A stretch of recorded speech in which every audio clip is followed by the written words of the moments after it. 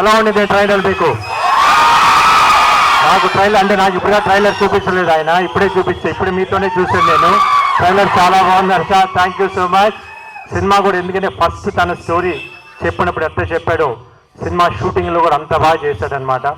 ఏ story అయితే నాకు narrate చేసో దాన్ని ఎక్స్ట్రాడనరీగా ఆన్ స్క్రీన్ తీసుకొచ్చాడు. Terrific job. You going to be one of the good director in Telugu industry. You are good art in Kannada, but in Telugu industry you going to be one of the good director. First of all ఈ cinema materialise అవడానికి శ్రీధర్ గారు కారణం. Thank you Sridhar గారు, ఒక మంచి director నాకు పరిచయం చేశారు, ఒక మంచి కథ తీసుకొచ్చారు. ఈ కథను ఇంత బాగా ఎగ్జిక్యూట్ చేయడానికి కారణం, మెయిన్ కారణం రాధామోహన్ గారు, ప్రొడ్యూసర్ గారు. Thank you so much. ఎందుకంటే రెండో సినిమా చేస్తున్నాను. దాని తర్వాత ఆర్ట్ డైరెక్టర్, దీంతో సెట్స్ చాలా ఉన్నాయి, మీకు ట్రైలర్లో చూసుంటారు. డిఫరెంట్ సెట్స్ చాలా బాగా వేశారు.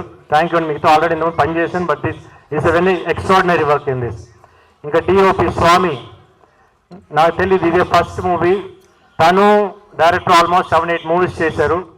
కానీ ఈ సినిమా చేసిన తర్వాత తెలిసింది is a very calm person. తన వర్క్ అంతా ఆ స్క్రీన్ మీద చూపించాడు ఈరోజు. ఎక్స్ట్రాడినరీ వర్క్, ఫోటోగ్రఫీ కానీ లైటింగ్ కానీ చాలా చాలా బాగుంది Swamy. Thank you so much.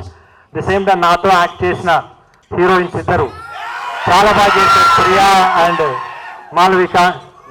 Characters చాలా చాలా మంచి characters. One of the both characters are very key roles for the movie. చాలా బాగా పర్ఫామ్ చేశారు.